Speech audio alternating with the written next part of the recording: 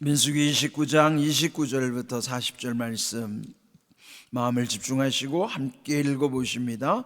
여섯째 날에는 수송아지 8마리와 수장 2마리와 1년 되고 흠없는 수장 14마리를 드릴 것이며 그 소재와 전제는 수송아지와 수장과 어린 양의 수요를 따라서 규례대로 할 것이며 상번제와 그 소재와 그 전제 외에 수점소 1마리를 속죄제로 드릴 것이니라. 일곱째 날에는 수송아지 7마리와 수장 2마리와 1년 되고 흠없는 수장 14마리를 드릴 것이며 그 소재와 전제는 수송아지와 수장과 어린 양의 수요를 따라 규례대로 할 것이며 상번제와 그 소재와 그 전제 외에 수점소 1마리를 속죄제로 드릴 것이니라. 여덟째 날에는 장엄한 대회로 모일 것이요 아무 일도 하지 말 것이며 번제로 여호와께 향기로운 화제를 드리되 수송아지 1마리와 수장 1마리와 1년 되고 흠없는 수장 7마리를 드릴 것이며 그 소재와 전제는 수송아지와 수장과 어린 양의 수요를 따라 규례대로 할 것이며 상번제와 그 소재와 그 전제 외에 수점소 1마리를 속죄제로 드릴 것이니라. 너희가 이 절기를 당하거든 여호와께 이같이 드릴지니 이는 너희의 서원제나 낙헌제로 드리는 번제, 소제, 전제, 화목제 외에 드릴 것이니라.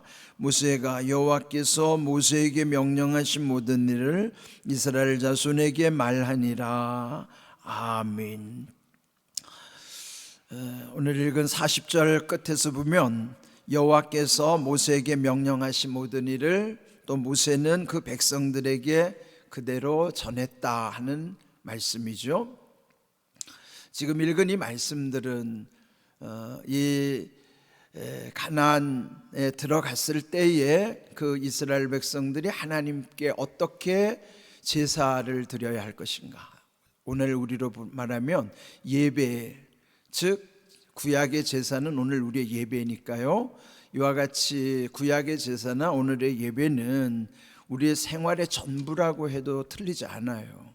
성도의 삶의 그 본질 자체가 예배이기 때문에 지금 우리가 이렇게 형식으로 드리는 예배가 아니고 그 본질로서의 하나님의 함께하심, 하나님의 임재를 늘 삶 속에서 경험하는 것, 그것이 예배 본질이잖아요. 그렇게만 살면 그 삶이 거룩함이 절대로 훼손되지 않아요. 그런데 하나님이 함께하심, 그 임재하심을 잊어버리고 잃어버리는 순간부터 무너지는 거예요. 그래서 계속 강조하는 내용이 그 가나안 땅에 들어갔을 때 여기 민수기 28장 29장에서 강조한 것처럼 연중에 7가지 제사를 강조하는 내용이죠. 그걸 7대 제사라고 그래가지고 이제 여러분에게 계속 강조했던 내용이에요. 그런데 이제 7대 제사는 그 유대력으로 보면 1월에 3가지가 연결되어 있고 7월에 또 3가지가 연결되어 있죠. 그 가운데 오순절, 맥주절, 칠칠절이라고 하는 것이 포함이 되면은 이제 그 앞자만 따서 외우기 쉽게 여러분에게 말씀드렸어요. 정월에 1월에 있어지는 중요한 3가지 제사는 유월절, 무교절, 초실절, 앞자만 따서 유무초라고 그랬어요. 그래서 그 유월절의 그 모든 것이 기본이고, 그래서부터 이제 무교절은 유월절과 이어져 있는 것이니까요. 그리고 그 무교절 7일 중에 안식일 다음 날을 보리의 첫 열매를 드리는 초실절로 하나님께 제사를 드리는 것이었어요. 그렇게 유무초 기억하시고, 이렇게 예배 은혜 받으면 늘 감탄하는 말이면 오 하는 거예요. 오 하나님. 그게 오순절이에요. 오순절, 맥주절이라고도 하고 칠칠절이라고도 하는 오. 그 다음에 이제 앞자를 따서 나속장이라고 그랬죠. 7월달에 나팔절, 속죄일, 그 다음에 장막절, 나속장. 그래 외우기 쉽습니다. 유무초 오 나속장. 그럼 이게 7대 제사의 개요예요. 그러니까 7은 성경에서 거룩한 상징의 표현이니까 7에 대한 것을 계속 집중하는 것입니다. 그래서 나팔절에 우리 이제 앞으로 재림의 나팔도 울리겠지만은 7월 초하루가 나팔절로서 7월 10일은 속죄일, 그것도 1년에 한 번 대제사장이 지성소에 들어가서 모든 백성의 죄를 사한다고 그래서 대속죄일이라고도 하는 것이죠. 그리고 15일 날이 장막절 또는 초막절 또는 수장절. 수라는 게 추수를 할 때 수, 장은 저장한다 그래서 추수한 거 저장한다 그래서 수장절이라고 그러는 거예요. 그러나 이제 종말론적 의미로는요, 우리가 하나님 천국에 알고 곳간에 드려지는 이 종말의 의미도 있어요. 그러니까 이렇게 7대 절기 중에서도 또 압축해서 중요한 3대 절기를 말하자면 처음에 시작했던 유월절, 가운데 들어있던 오순절, 그리고 맨 끝에 들어있는 장막절이라고 하는 것이 3대 절기예요. 그러니까 3대 절기 7대 제사 하면은 3대 절기는 유월절, 오순절을 맥추절이라고 하는 오순절, 그리고 맨 마지막 수장절이라고 하는 장막절, 초막절에 해당하는 거. 그게 이제 3대 절기 7대 제사는 유무초 오 나속장, 이게 이제 7대 제사예요. 쉽죠? 이거 의미를 잘 풀면요 쉽습니다. 성경은 절대 어렵지 않아요. 이해하지 못하기 때문에 어렵게 느껴질 뿐이지, 여러분이 아는 것은 쉽잖아요. 그냥 알면 쉬운 거예요. 모르니까 어려운 것이지 알면 쉬운 것이다.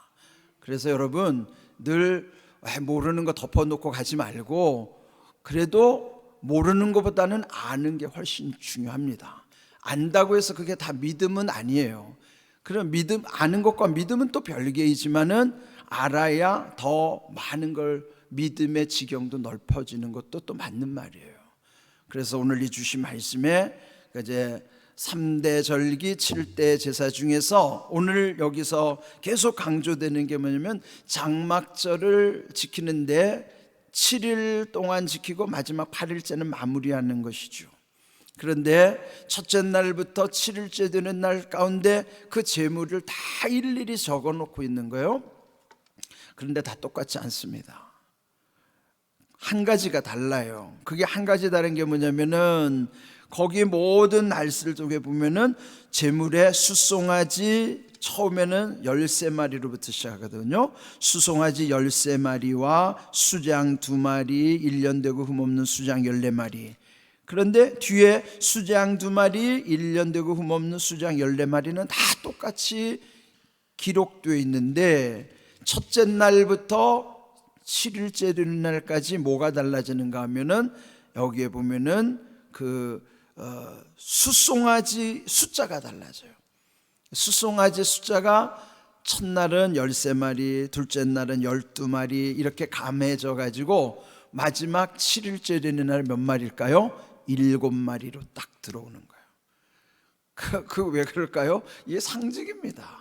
상징이라면 7의 완전수 거룩함을 의미하기 때문에 그 7일째 되는 날 7마리를 딱 맞추는 거예요. 이렇게 7이라는 숫자를 그들은 의식 속에서, 이렇게 생각 속에서도 항상 기억하는 거예요. 7의 의미를 놓치지 않으려고 하는 거예요. 하나님의 거룩하심 가운데 숫자 속에도 그 의미가 포함되어 있기 때문에 이렇게 장막절, 초막절, 수장절의 제사를 7일 동안 지내는데도 첫날부터 7일간 이렇게 숫자도 가하면서 마지막 7일째 7의 숫자와 딱 맞추는 거라고. 근데 그걸 보면은 우리의 삶 속에서도 의식적으로, 의도적으로 거룩함을 놓치지 않으려고 하는 자기 의지가 필요한 거예요. 그래서 이런 모든 것을 잘 기억하는데 오늘 제목이 규례대로라는 것이에요. 왜 그런가 하면 규례대로라는 말이 18절부터 나오기 시작하는데요, 18절부터 37절까지 무려 7번 반복되는 거예요. 18절, 21절, 24절, 27절, 30절, 33절, 37절. 거기 계속 반복되는 내용이 규례대로 해야 된다는 거예요. 규례대로가 뭐예요? 원칙대로 해야 된다는 거예요. 하나님이 명하신 대로 해야 한다 하는 것이죠. 그래서 우리가 말씀 앞에 분명해야 되는 거예요. 우리가 먼저 분명해야 돼요. 그런데 분명하기 전에 먼저 우리들이 자꾸 유명해지려고 그러거든요. 근데 뭔가 조금 이름을 내고 그러면 자꾸 유명세를 타서 자기가 유명해진다고 그때부터 착각에 빠지면요, 사람은 그때부터 이제 무너지는 거예요. 그러니까 성도로서 또 여러분이 무슨 일을 하든지 먼저 유명하려고 하지 마세요. 분명해야 합니다. 제가 늘 마음에 새기는 거 있어요. 유명한 목사님들이 왜 무너지는 줄 아세요? 유명한 목사님들이 분명한 것을 놓치기 때문에 무너지는 거예요. 그러니까 여러분은 저를 위해서 유명한 목사 되게 해달라고 절대 기도하지 말고 분명한 목사 되게 해달라고 기도해 주셔야 돼요. 예? 저는 유명한 목사 되고 싶지 않아요. 분명한 목사 되고 싶은 거예요. 그러니까 여러분도 마찬가지예요. 유명한 성도나 유명한 무슨 직분자가 되려고 하지 마세요. 무슨 유명한 장로, 유명한 권사 아니에요. 분명한 장로, 분명한 권사가 돼야 돼요. 예? 분명하지 않으면 유명하는 것은 허세예요, 허세. 그럼 무너진다고요. 그래서 규례대로라는 건 분명하게 하라는 거예요.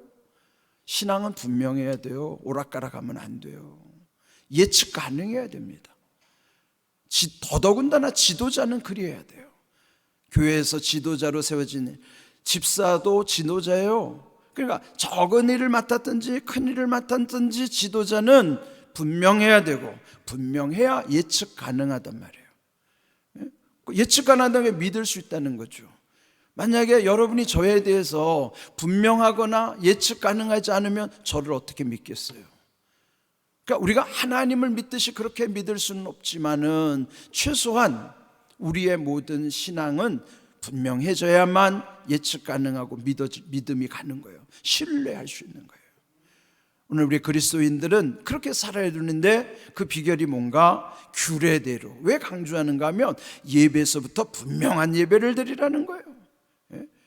예배를 이렇게 자꾸 뭔가 훼손시키지 말고 예배의 본질을 분명히 하라는 거예요. 왜냐하면 성도의 삶 자체가 예배가 본질이니까 그거 흩어지면은 아무것도 아닌 거예요. 형식의 예배를 아무리 화려하고 세련되고 남들이 보기에는 막 감동을 주고, 여러분 감동도 때로는 속으면 안 돼요. 텔레비전에서 보면은 무슨 유행가를 부르는데도 사람들이 눈물을 흘린다고요. 그게 은혜입니까? 은혜 아니에요. 감동이긴 한데 우리는 감동과 은혜를 섞어서 혼동해서 그러면 안 된다고요. 여기에요, 세련되게 해가지고 사람들의 마음을 움직여서 눈물을 흘리게 할 수도 있어요. 그게 은혜가 아니에요. 노래 불러서 눈물 흘린다고 그게 은혜가 아니라고요. 감동이 은혜가 아닙니다. 은혜 받으면 감동이 생기는 건 맞아요. 그런데 감동한다고 은혜라고 다 말할 수는 없어요. 그걸 분명하게 해야 된다고. 그건 뭘 분명한가요? 하나님과 우리의 관계가 분명하면 되는 거예요. 그래서 규례대로라는 건 모든 7대 제사 속에 규례대로 분명하게, 그래야 본질 훼손되지 아니하고 우리가 이런 명절을 맞이했다든지 무슨 일에 놓여 있다 할지라도 우리의 상황과 형편이 어떠할지라도 우리의 본질이 달라지면 안 되잖아요. 분명해야 돼요. 우리는 분명한 사람들입니다. 분명한 성도들. 그럴 때 여기 규례대로라고 하는 것처럼 우리의 모든 일들이 하나님이 함께 하심을 늘 믿고, 그래서 우리 늘 주님 앞에 진실함 가운데 겸손하면서 그 속에 하나님의 능력이 더해질 때만이 그것이 온전한 거예요. 이런 귀한 일들을 이제 또 우리 내일부터 추석 명절을 앞두고 또 우리 삶의 현장에서 시험이 오고 갈 거예요. 그 시험에 흔들리지 말고 시험을 잘 이겨내셔야 됩니다. 말씀을 분명히 하시면서 분명한 믿음 가운데 모든 시험도 유혹도 고난도 다 이겨낼 수 있기를 주님의 이름으로 축복합니다. 아멘.